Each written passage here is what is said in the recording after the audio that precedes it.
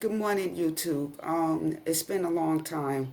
It's been like months, except I have been sending videos of nitrous people coming up here, harassing me, banging on the door, and all of that, and other evidence. I sent it because I had to send it through my attorney.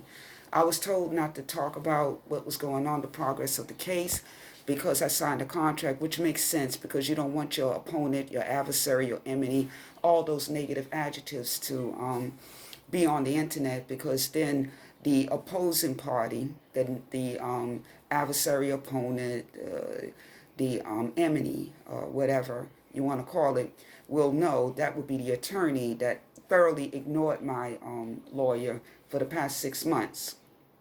Um, for a negotiation about me being placed somewhere while they do the work on the apartment before they rent it out to somebody else. And I mean a thorough job. And I mentioned this before in other videos that this a whole building, people have to leave here. And I believe it's going to be 2 years. Nobody told me that, but it's common sense. Because something happened that escalated this theory about the 2 years, and something happened to someone close to me that made me think it's time for me to leave, for the same thing happens to me. Nothing in this life is a coincidence. Things happen for a proverbial reason. And even though people are not God fearing, when I say God fearing, believe in God and stuff, you have to know that when things happen, it's not just accidental, or the person shouldn't have been there, wrong place, wrong time, and all of that. It's really because of the fact that it's meant to be. So anyway, my name is Ella Scott. My real name is Reed Edwards. Again, I was born and raised in Williamsburg. And I haven't said anything for 6 months because I couldn't. But I got to say something now, and I'm going to upload this on YouTube because of the fact that my lawyer, me and my lawyer on July 8th got devastating news. And she had to pull my paperwork, and it's called the HPD action, to make NYCHA. There was some three main things on that paper, and I'm not going to go into a lot of details because I don't have many minutes. But the paper, the HPD action, makes them in violation of their own edict, their own rules and regulations, that if there's something wrong with the apartment, they supposed to move the legal resident, the legal tenant out and fix the apartment, whether it's temporary or permanent. And I mentioned this, and I'm just refreshing your memory because I know a lot of things that's happened for the past 6 months. But the thing is that I'm supposed to be moved out. I'm a legal resident, born and raised here. I don't have to prove my citizenship. I'm Cherokee, West Indian, Black, and Irish. And I'm the only one in the building. The rest of the building, I think they're Americans, but I'm the only one that's here. I'm the only one that looks like me, if you know what I mean by that. But the thing is that everybody is suffering in this building, and they need to move out. And because they have to do work in this building, renovations. Because the same thing happened to my godmother, too. She was told, even though there's nothing wrong with her building, that she has to move out in 2 years, go back where she was raised at. She wasn't born here, but she was raised here. She come here at 10 years old in 1950, Irish, with her family from the Bronx. They moved here.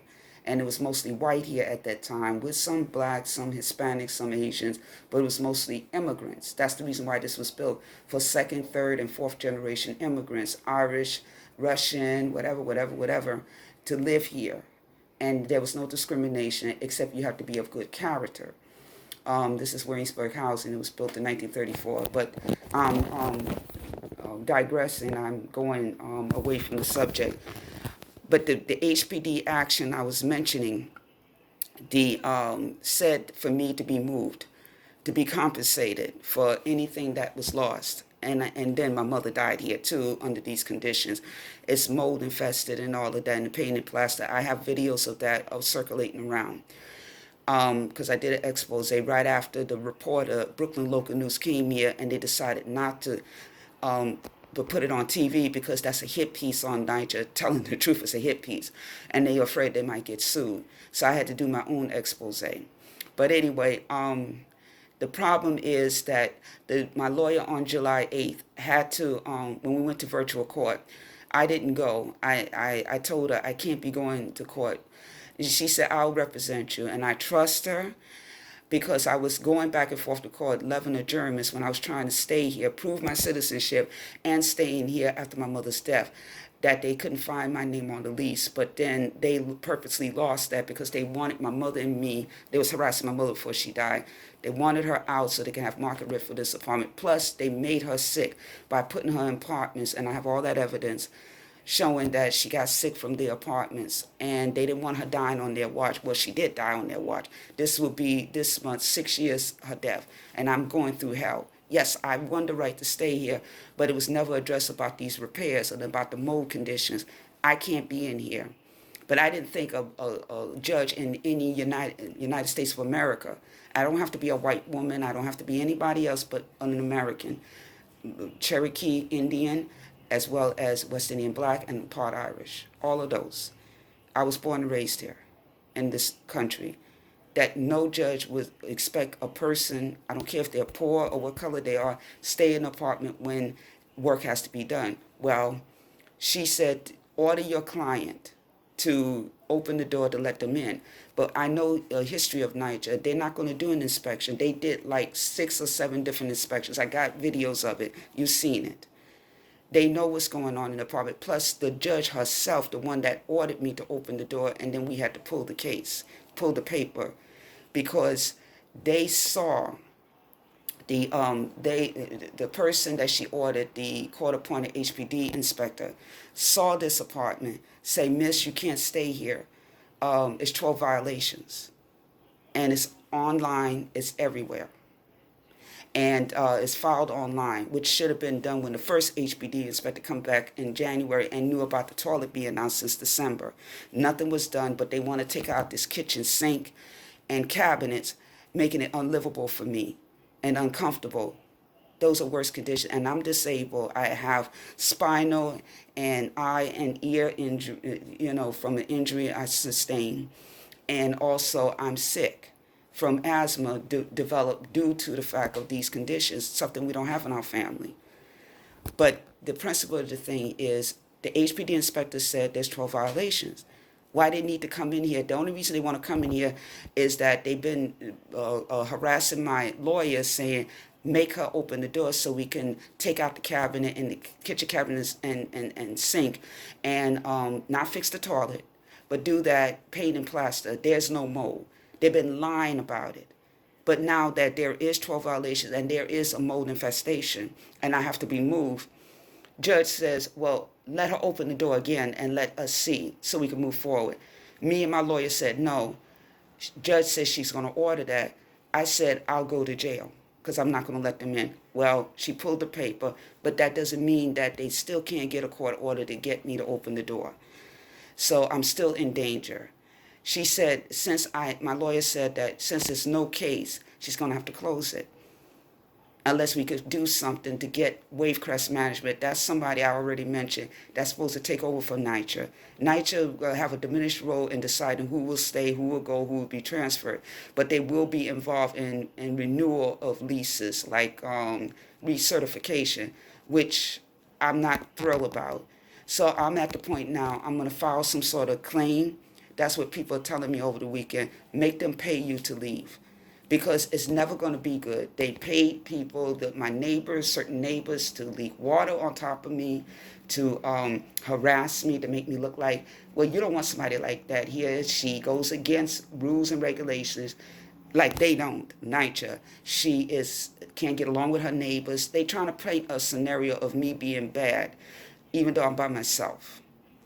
And but I always have proof, so I'm not by myself, okay? And so if they pay me, I'm gone. The case is over. I'm happy, they're happy. But it's not going to be over because I am going to write the book about it and show all this evidence. So it's not going to be over and done with for me, but it'll be over and done with because I'll be in a safer place. I get to choose where I'm going to live at. And then they can half-ass fix the apartment and give it to someone else, which isn't fair, but people can speak for themselves because they're not going to address the mold. far as they're concerned, it's not important. Lead is important, which it is. But anyway, the reason for this video is to say I'm in danger. Once the paper was pulled, the HPD action, because the judge wouldn't listen to reason that they don't need to come back in here. They're going to come in here and do work. They're not going to do an inspection. So that's what happened on July 8th. She pulled it so I wouldn't have to go to jail because I was going to go against that judge's order. So I'm in peril again. And then she's talking about skipping town on after today. But she says she's going to try to do something else. She needs to try to get us to talk because I'm supposed to sign a new lease with the new management. But I'm not going to sign a lease unless I move from this apartment because it doesn't make any sense. Today is July 12th. I don't know what's going to happen to me today. That's why I'm doing this video. They may try to break in here. They may do whatever. And my lawyer said, yeah, you can send a video of it, but I can't do anything. I'm not saying she doesn't care. She did her best. At least it's on file that other attorneys that I will be going to, but this time it's going to be monetary, will see that there was an unreasonable judge. They ignored my lawyer. They emailed back and forth saying when she's going to open the door because we got to fix things, and her ass is going to stay in the apartment and all this other stuff. So we got everything on file in the 12 violations. That is significant. So if anything good come out of it, at least it's on record. But I'm still not safe. I'll do another upload video later, but I just want to give the latest update after 6 months that I'm still in danger. Nothing has been done. Nobody's moving me. They expect me to stay in here. And as far as my godmother's concerned, when my godmother allowed them to do some sort of work, she did have mold around her toilet. It was something about her toilet. This was back in February. Now she's in ICU on the medically induced coma. Now, her health wasn't great. I'm not saying it caused people, this place caused people to be sick if they already have a bad condition, a health condition. But it does exacerbate the condition to a point that makes them happy, the powers that be here. Because then they don't have to pay to move her to another apartment while they renovate where she's living at now in 2 years. Plus, they can rent the apartment out to somebody else because once she leaves the hospital, God willing, she's not coming back here ever again. And she was here since 1950. Her family's going to take her. So that's hip hip hooray for them because they was having trouble with her because she's been here and she's a white woman. Well, I'm a colored woman. I'm a woman of color. So I'm going to have problems too. And they trying to do something in here so I can get sick and get on the respirator and die. And everything, or whatever they want to do. And it's no accident. My godmother had the same kind of stomach surgery as my mother. That's two people that had stomach surgery have to do with the apartment having some sort of mold and contaminants. That's no accident. But I'll upload later. I got to talk to my lawyer before she skips town today. I'll see what's going to happen, but I have to call some other people to help me. So this is Ella Scott, Reed Edwards, and I'll talk more later. Thank you. And I hope I'm still here.